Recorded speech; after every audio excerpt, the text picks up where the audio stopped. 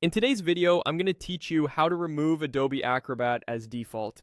If your PDFs keep opening in Acrobat and you'd prefer a different app, this walkthrough will show you how to switch the default quickly and confidently using Windows settings. Start by pressing the Windows key on your keyboard. This opens the Start menu so you can get to the tools you need without digging around. From here, open Settings. You can either click the Settings icon if you see it, or simply start typing the word Settings and press Enter to launch it. Once Settings is open, look for the Apps section. This is where Windows keeps all the options related to installed applications and how they interact with your files. If you don't immediately spot apps, don't worry. There's a search bar at the top of the Settings window. You can type Apps, or, even better, type Default Apps right there to jump straight to the right page. Open Default Apps.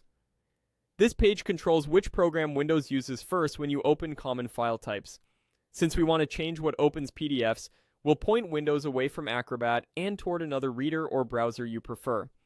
Now, find the entry for PDF files. Depending on your version of Windows, you can either scroll the Default Apps page until you see options for file types, or use the search box labeled something like Set Defaults for File Types and type .pdf.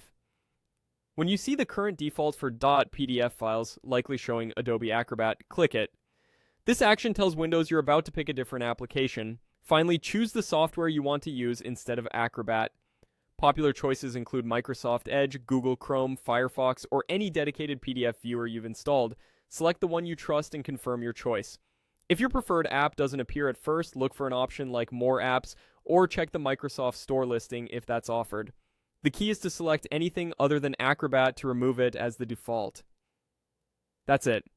From now on, double-clicking a PDF will open it in the application you just selected instead of Adobe Acrobat. If you ever change your mind, you can repeat these same steps and pick a different default. Taking a few seconds to set this up can save you time every day and make your workflow feel a lot smoother.